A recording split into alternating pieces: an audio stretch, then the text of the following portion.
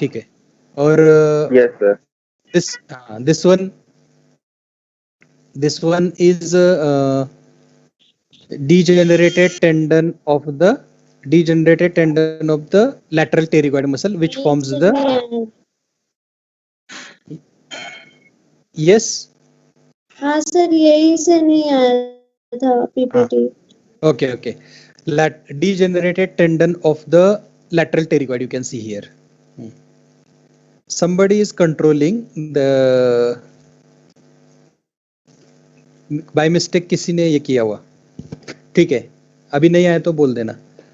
Now it is oval plate of fibrocartilage congruous with the articular surfaces. Upper surface is concavo-convex from before backwards.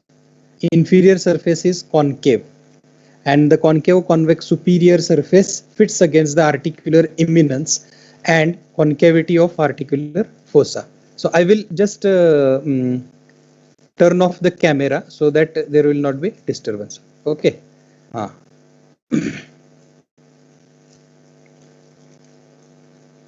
Now lower concave surface fits with convex head of the mandible. The periphery of the disc is attached to the fibrous capsule. I told you this is attached to the fibrous capsule, and disc is thick towards the periphery, which is called as peripheral annulus, and the central depression on its inferior surface. Now we were at this slide. Now you can see this is the enlarged picture of the temporomandibular joint. Here you can see this is articular eminence, this is articular fossa. Together it is a mandibular fossa, which is a part of temporal bone. This is external acoustic meatus, this is tympanic plate. This is capsular ligament. So this is capsule. Again, this is fibrous capsule. Okay. Now you can see this is lateral pterygoid, which has two head, upper head and the lower head. Now you can see this is upper head, and its tendon is degenerated to form this. What is this? This is an intra-articular disc. This intra-articular disc, structurally it is different at various places that we will see one by one. So if you take a sagittal section means from before anteroposterior. So it is not median sagittal. The sagittal section passing through the joint cavity. So disc appears to possess a thin intermediate zone, anterior and posterior.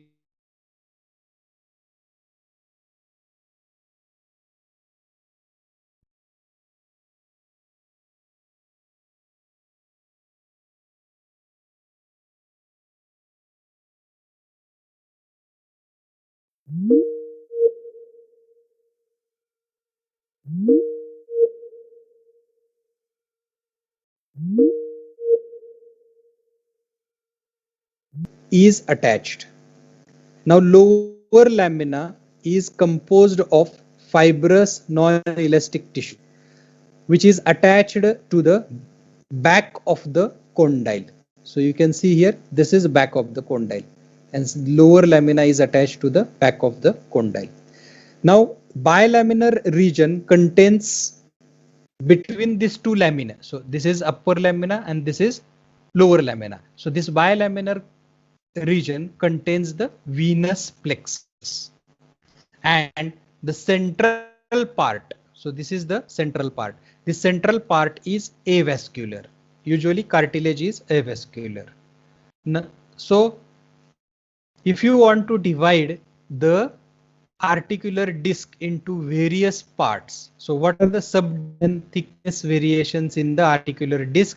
See, from before backward, here which is the anterior, this is anterior portion, this is posterior portion. So you all know that the T joint is just anterior to the external acoustic meatus.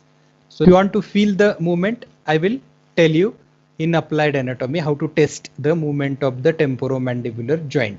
So in sagittal section, articular disc of the temporomandibular joint presents 5 regions. From before backward, these are, you can see here, this is anterior extension. After that, there is a anterior thick band. After that, there is an intermediate thin zone. Then behind that, there is a posterior thick band. And after posterior thick band, there are bilaminar zone. So this is bilaminar zone, which is divided into upper lamina and the posterior lower lamina. Okay, so from anterior to posterior, anterior section, anterior thick band, intermediate zone, posterior band, and bilaminar lamina, upper lamina and posterior lamina. Now, the elastic fibers which are present in the upper lamina or in posterior part of the disc brings the articular fossa when open mouth is closed. So I will tell you during movement, whenever we are opening the mouth, the disc and the head, it goes little forward.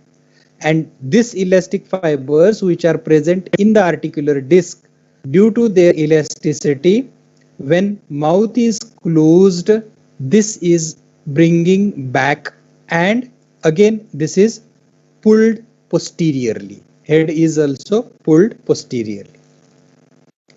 So that is about the interarticular disc, upper articular surface and lower articular surface.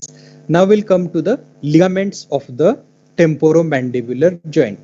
Usually ligaments, I told you, the intrinsic or the true ligament and extrinsic or the false ligament. So in this diagram you can make out. So this is fibrous capsule. This is fibrous capsule. Then this is lateral ligament, the temporomandibular joint. So this is lateral ligament of the temporomandibular. So fibrous capsule and lateral ligament, these are the intrinsic, or you can say the true ligament. And another two more ligaments are there.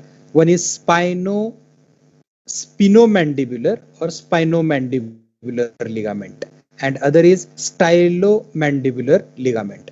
So one by one we will see. First, fibrous capsule. Then other is temporomandibular ligament, or it is also called as lateral ligament of the TM joint. Then spinomandibular ligament and stylomandibular ligament. The later two, that is spinomandibular and stylomandibular, these are considered as accessory ligaments. Again, in this diagram you can make out. So this is fibrous capsule, this is lateral ligament. So this is actually on the medial side. So you can see through and through the mandible, they have shown spinomandibular ligament, and here you can see the stylomandibular ligament. First we will see the fibrous capsule. Always we have to tell its proximal attachment, distal attachment, or upper attachment and the distal attachment. Usually fibrous sac, it is encloses the joint cavity. So it is closed cavity. The fibrous capsule is attached above to the articular tubercle. So where it is attached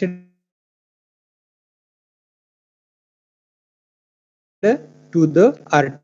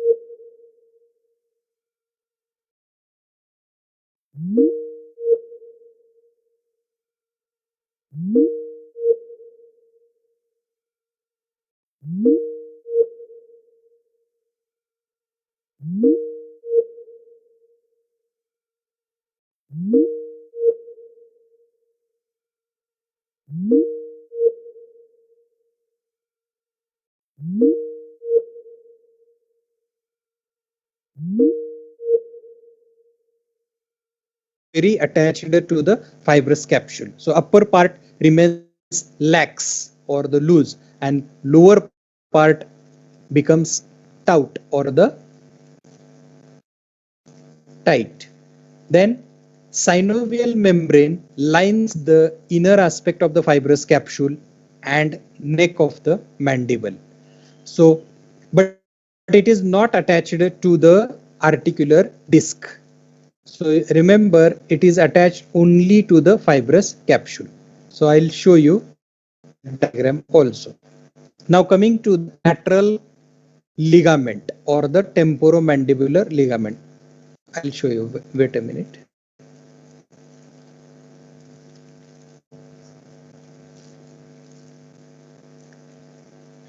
Here you can see the synovial membrane. So this portion from inside, there is a synovial membrane. Here is synovial membrane. Here is synovial membrane, and here also synovial. But there is no synovial membrane here and here. Here is no synovial membrane. Here also no synovial membrane. So the one which is articular, there is no synovial membrane. Now coming to the second ligament, that is lateral ligament, or it is also called as temporomandibular. The name itself tells you it is attached above to the temporal bone, below to the mandibular ligament. And one more thing, as it is the true ligament, it is the thickened portion of fibrous capsule only. So it is true ligament. It is formed as a result of thickening of lateral aspect of the. So when the capsule is thickened, whenever there is a tension in that part of the capsule, the thickening of the capsule takes place. So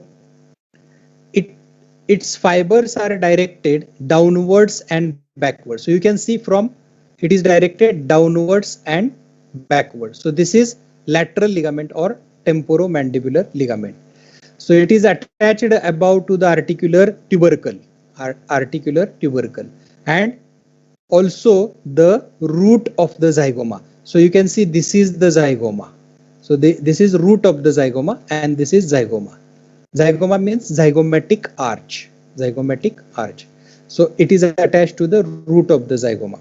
And below you can see here it is attached to the posterolateral aspect of the neck of the mandible. Posterolateral aspect of the neck of the mandible. So above it is attached to the root of the zygoma and articular eminence. Below it is attached to the posterolateral aspect of the neck of the mandible, and the direction of the fibers of the lateral ligament is downwards and backwards. This lateral ligament, what is its function? It gives stability from lateral aspect of the joint, or it strengthens the capsule from the lateral aspect.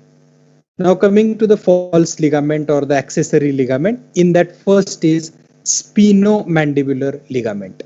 So here you can see spinomandibular ligament. Its attachments already you have seen. Above it is attached to the sphenoid, spine of sphenoid. In basalis, we have seen spine of, it is a triangular process of the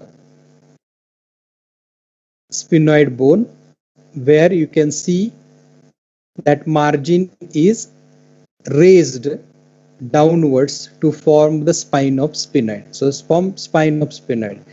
Below it is attached to the lingula and lower margin of the mandibular foramen. Lower margin of the so here is the mandibular foramen from inside, or the inner aspect of the ramus of the mandible. There is a mandibular foramen. This mandibular foramen is overhung by the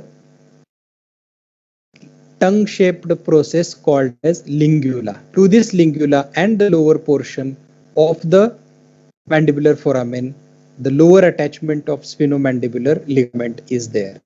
It lies on the deeper plane away from the joint capsule. Away from the joint capsule.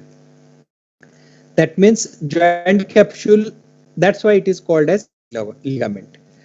It represents the unossified intermediate part of sheath of Meckel's cartilage of the phalangeal arch.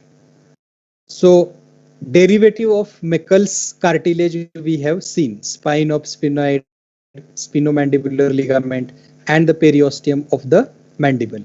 So all these are derived from the Meckel's cartilage, along with few ear ossicles also we have seen. Meckel's cartilage is a cartilage of the first arch or the mandibular arch. So you can see here the spinomandibular ligament is the sheath of the Meckel's cartilage or perineum of the Meckel's cartilage.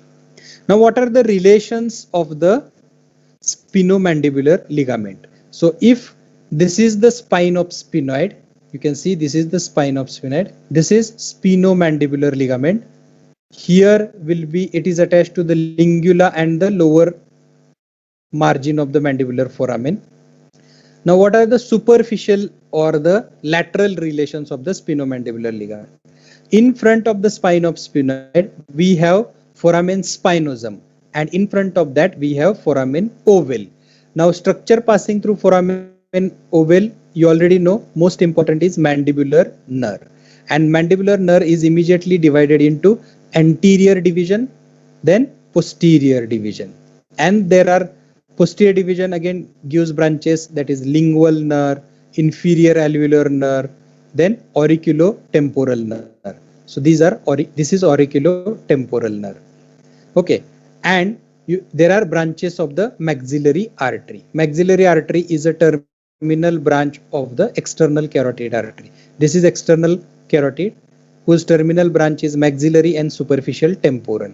Now this maxillary gives one branch which passes through foramen spinosum is middle meningeal artery. So this is middle meningeal artery, and middle meningeal artery is surrounded by two roots of the auriculotemporal nerve, and then these two roots unite to form a auriculotemporal nerve.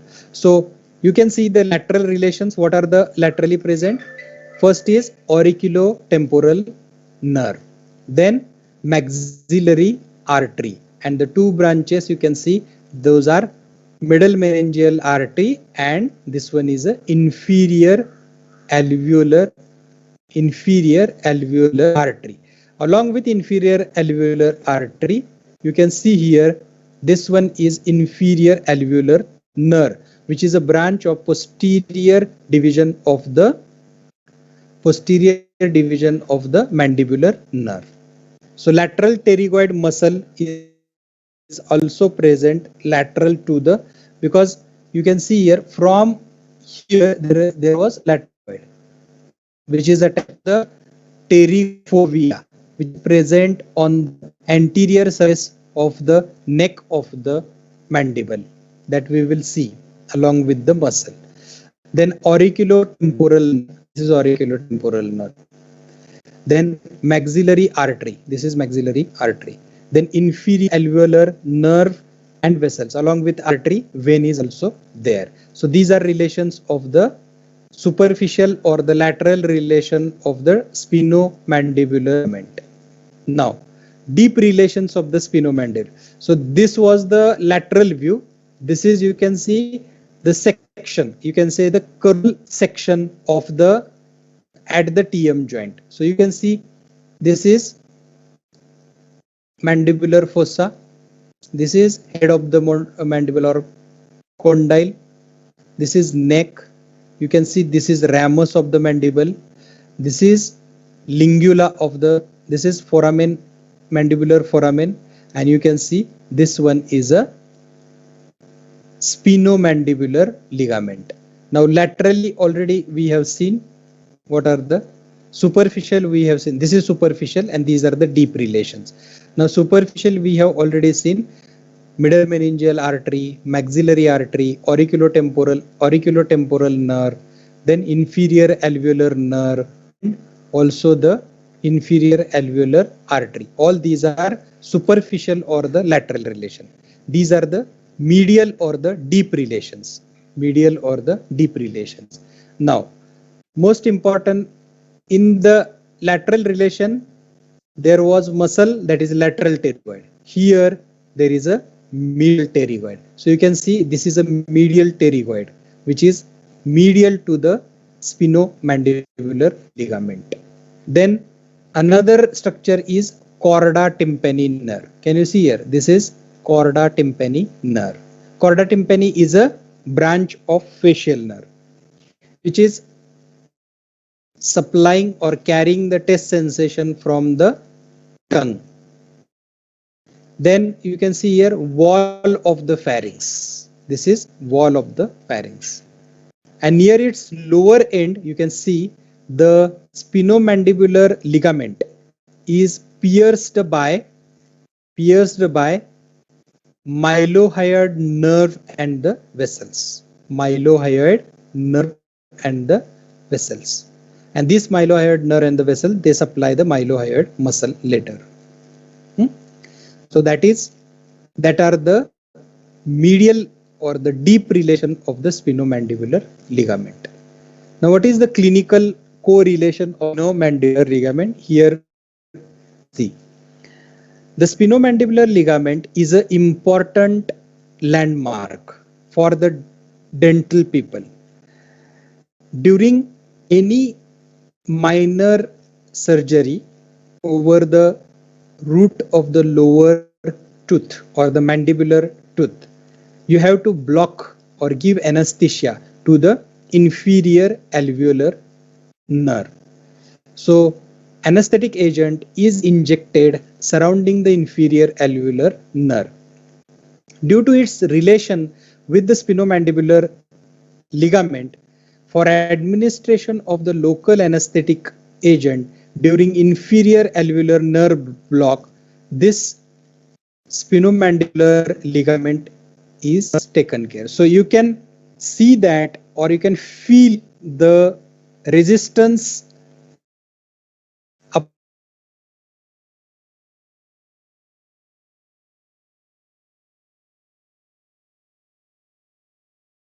or anesthetic agent. Now another ligament is stylomandibular ligament. So here you can see styloid process, and this is the angle of the mandible to which it is attached, and this is stylomandibular ligament. Stylomandibular ligament is another accessory ligament of the temporomandibular joint. It is attached above to the lateral surface of the styloid process. It is attached above to the lateral surface of the styloid process. Below it is attached to the angle of the mandible. What do you mean by angle? It is the adjoining posterior border. This is posterior border continuous with the inferior border at an angle. So angle with the adjoining posterior border gives attachment to the lower attachment of stylomandibular ligament. This ligament, that is stylomandibular ligament, we have already seen that it is the modification of investing layer of deep cervical fascia. It is a modification of investing layer of deep cervical fascia. It separates the parotid and submandibular gland. It separates the parotid and submandibular gland. Okay.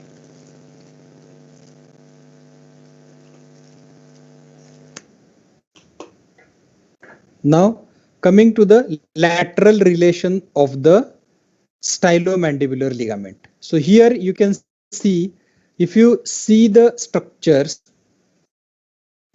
this is parotid gland. Parotid gland. This one is masseter muscle. This is parotid duct. This is sternocleidomastoid. So this portion will come superficial to the mandibular ligament.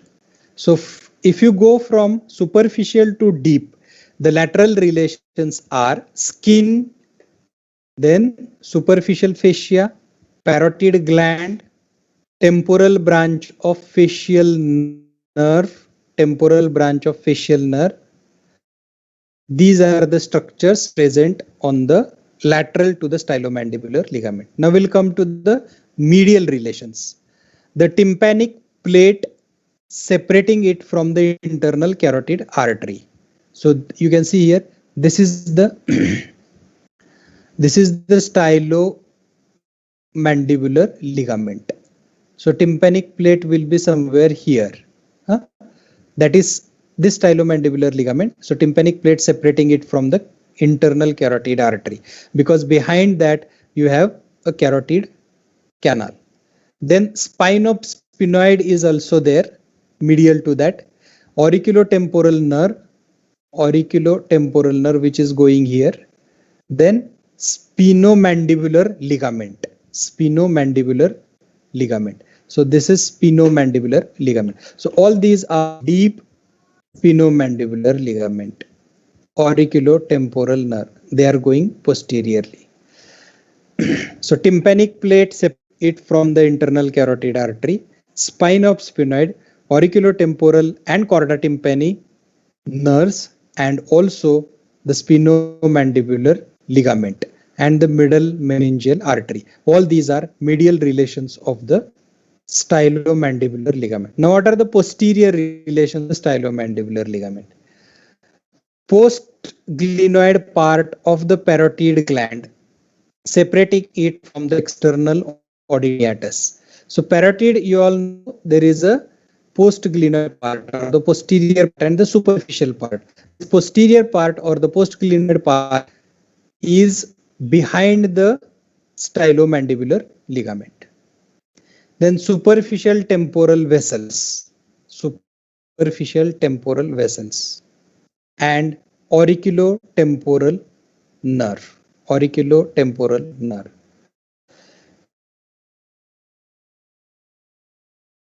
Joint. Remember, hyoid ligament. These are relations of temporomandibular joint.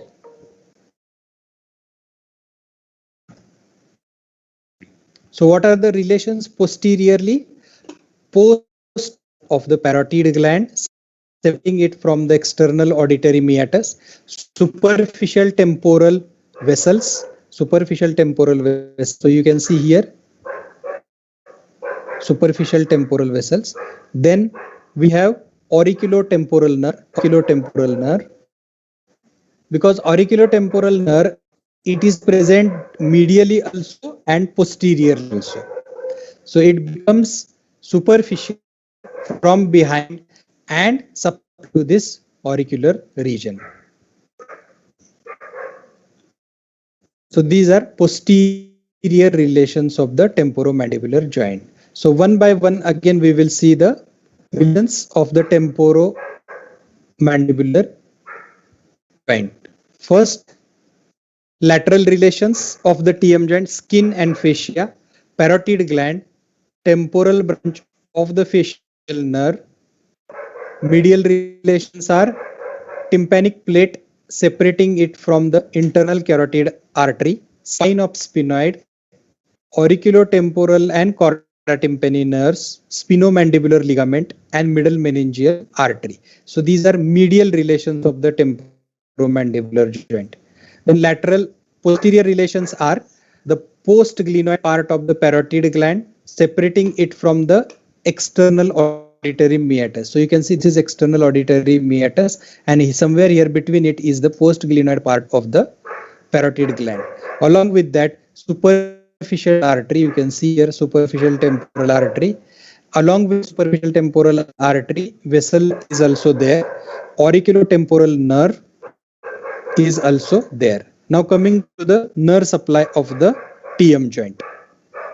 The nerve which are related to the temporomandibular joint also supplies the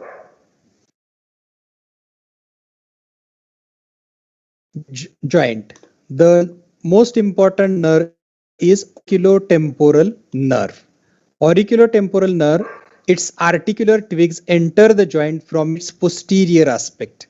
So the related medially also and posteriorly also. So from posterior aspect, articular twig to temporomandibular joint is something. So you can see here the course of the temporal nerve. So this is auriculotemporal nerve. It is a branch of trunk of the mandibular nerve.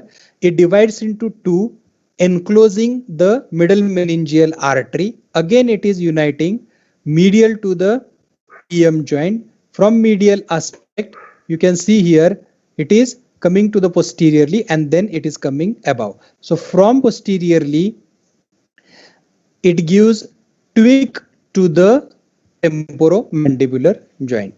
Second nerve is masseteric nerve. Again, masseteric, it's a articular twig enters the joint from the anterior aspect, because the masseteric nerve is again branch of the mandibular nerve and coming through, you can see somewhere here, this is the cut portion of the ramus of the mandible. Here will be the coronoid process and here will be the condylar process, and here is the mandibular notch. From the mandibular notch, the branch of the posterior division comes out as masseteric nerve supplying to the masseter muscle. We will see that also. So here attached of the masseteric, that is masseter muscle. This is upper attachment of the, this is lower attachment of masseter, and this is cut portion window, and you can see two structures. One is masseteric nerve and other is masseteric artery. Along with that, vein is also there. So, and this one is mandibular notch. Posteriorly, this is condylar and this is coronoid process, and this gives to the temporomandibular. Coming to the blood supply, you all know that vessels which are surrounding temporomandibular joint, vessels which are surrounding the temporomandibular joint supplies to the temporomandibular joint. The joint is superficial temporal artery. So this is superficial artery. Then a vessel or the artery, that is the maxillary artery. So superficial temporal artery and maxillary artery, the temporomandibular joint. So maxillary artery and the superficial temporal artery gives branches to temporomandibular joint. Now coming to the lymphatic drainage of the temporomandibular joint. The lymphatic temporomandibular joint, they are draining into the superficial parotid group of lymph node. So you can see this is external acoustic meatus, and these are the pre-auricular, means before auricle. So pre-auricular or the superficial parotid group of lymph nodes. So you can see here pre-auricular nodes. Pre-auricular node, these are the pre-auricular nodes. And the deep to that, we have deep auricular, deep parotid group of nodes also, and in that they are drained. Then you can see here there are deep cervical node. So this line is the deep cervical node. So in the deep cervical node, there is upper group also, lower group also. In upper group, the deep cervical, this is drained. So preauricular and upper deep cervical group of lymph node, these nodes are draining the lymphatic drainage of temporomandibular joint. Now coming to the movement. The movements of the temporomandibular joint, they are together. Both joints move together. So movements are protrusion, or you can say protraction, then retraction. What is protraction? It is the forward movement of the mandible or the jaw. Protraction is the movement of the joint, in which lower mandibular teeth, usually the lower mandibular teeth are behind the maxillary teeth.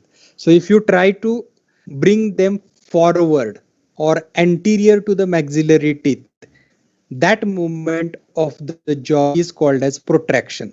And from protraction, when you are bringing the lower jaw in original position, and that is called as retraction. Then elevation and depression. and depression. These are opposite movements of the jaw. Elevation and depression. Depression means opening the jaw, and depression means opening the jaw and bringing back to the original position is elevation. And then you all know side to side movement. So this elevation, depression and side to side movement, they are usually took place during chewing. So that is elevation, depression and side to side. So in each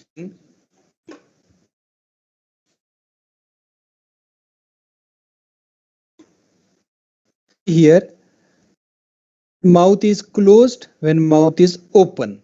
So in each movement of the temporomandibular joint, what is the position of the head of the mandible in relation to the intra-articular disc that we will see. When the mouth is closed, so you can see all the congruity, they are in relation to the, you can see this is articular image, this is articular fossa. So reciprocally congruent with each other. And this depression, you can see the intra-articular disc, and here you can see the anterior lamina, anterior thick band, intermediate thin, posterior thick band, lower lamina of the posterior. So all these, they are in this position. Now, when you start opening the jaw, you can see here the head of the mandible is slightly going forwards. It is slightly going forward. So that along with that, this articular disc is also going for articular disc is going also forward. So you can see here it is first, it is in relation to the thick posterior band, then it goes into the thin intermediate zone, then it comes in contact with the thick anterior zone, then thick anterior zone, then again it goes into the anterior band in relation to the anterior band. So when you open the jaw completely, it is the head or the condylar process of the mandible is in relation to the anterior band, is in relation to the anterior band. Now you all know that this articular disc is made up of degenerated tendon of the lateral pterygoid muscle. So contraction of the lateral pterygoid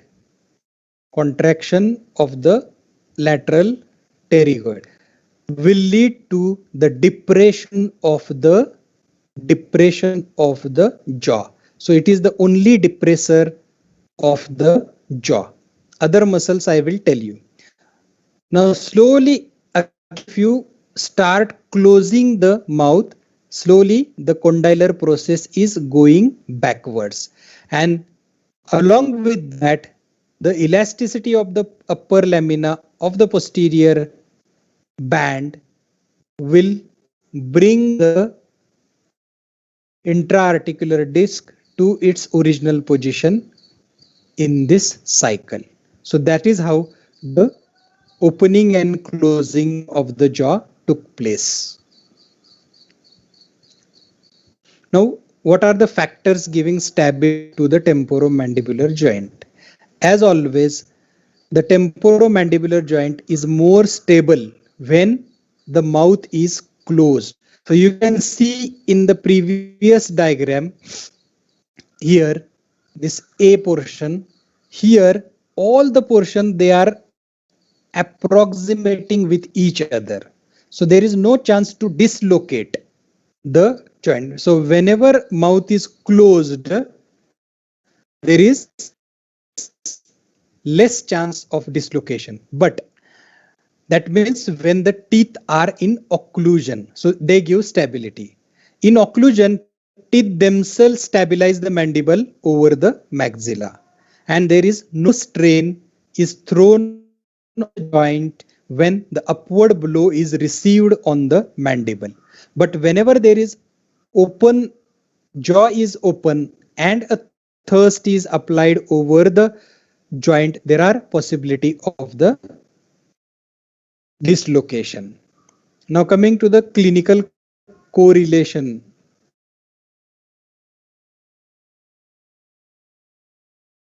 As I told you, the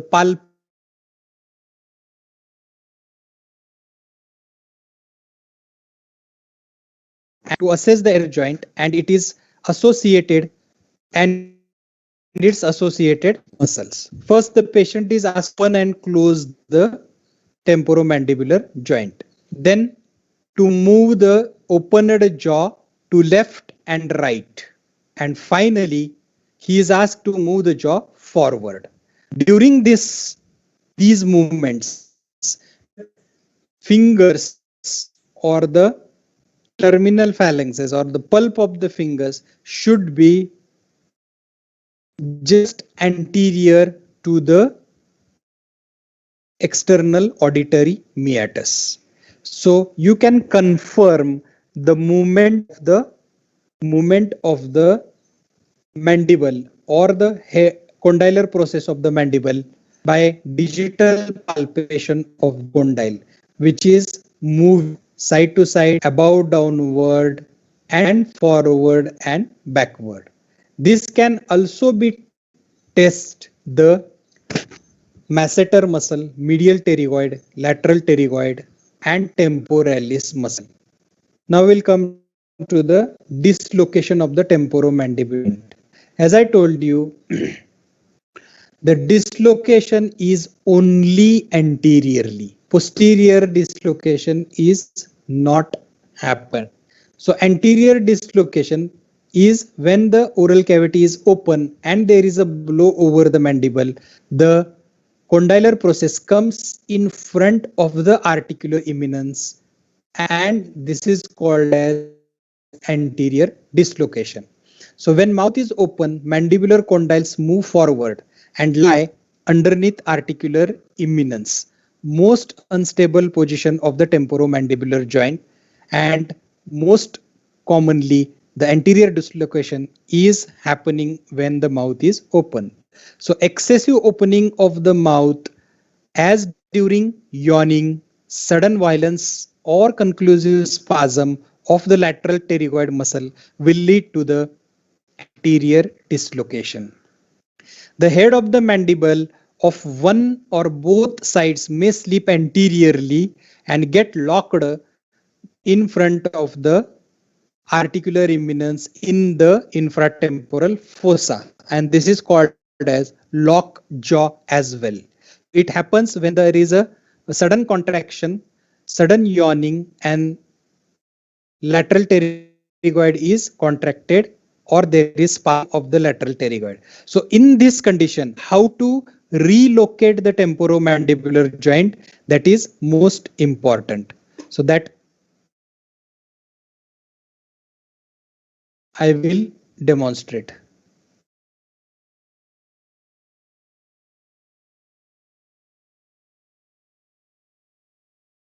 Just a minute.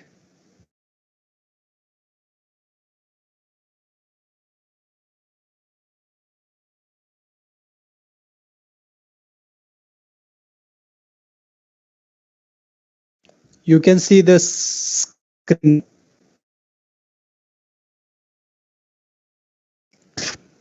Are you listening? Yes, sir. Yes, sir. Okay. Yes, sir. So you can, with the help of the thumb of the both hands, with the help of thumb of the both hands, whenever there is a in the opening condition, the jaw is there. No, okay. So you have to first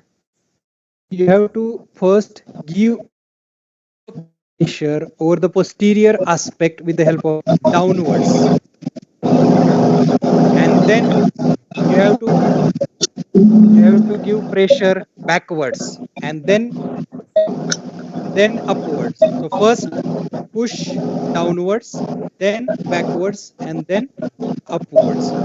That is how.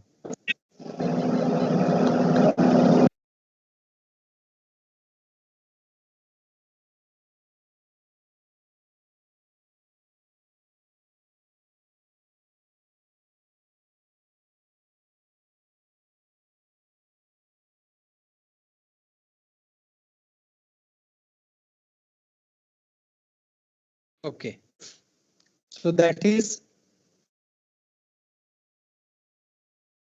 dislocation and how to reduce the locked jaw. So that is about the dislocation of the TM joint. Now coming to the temporomandibular joint syndrome. So yeah, you have another physiology lecture at what time?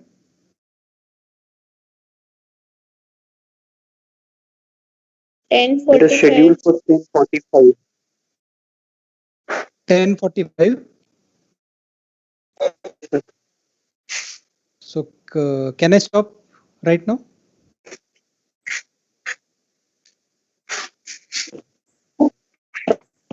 Maybe How much time is there?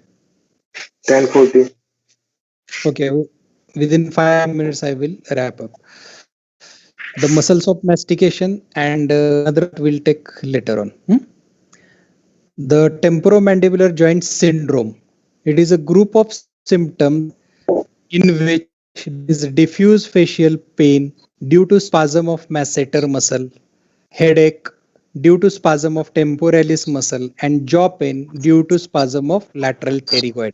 These symptoms together called as temporomandibular syndrome. It may be associated with clicking sound during movement of the joint, and during movement also there is a associated pain. So clicking and pain is also associated with diffuse facial pain, headache, and the jaw. The clicking is often audible when the patient is chewing, and the disc becomes stretched and detached or detached, allowing disc to become permanently trapped. The derangement of arterial disc results from the overclosure or malocclusion of the. So muscles of mastication we will take. It is only of 10 to 15 minutes topic. So whenever possible, we will take muscles of mastication, glossopharyngeal nerve. These two topics. If in the evening, whenever we can take today, Okay. tomorrow. So you please on a group so that we will mastication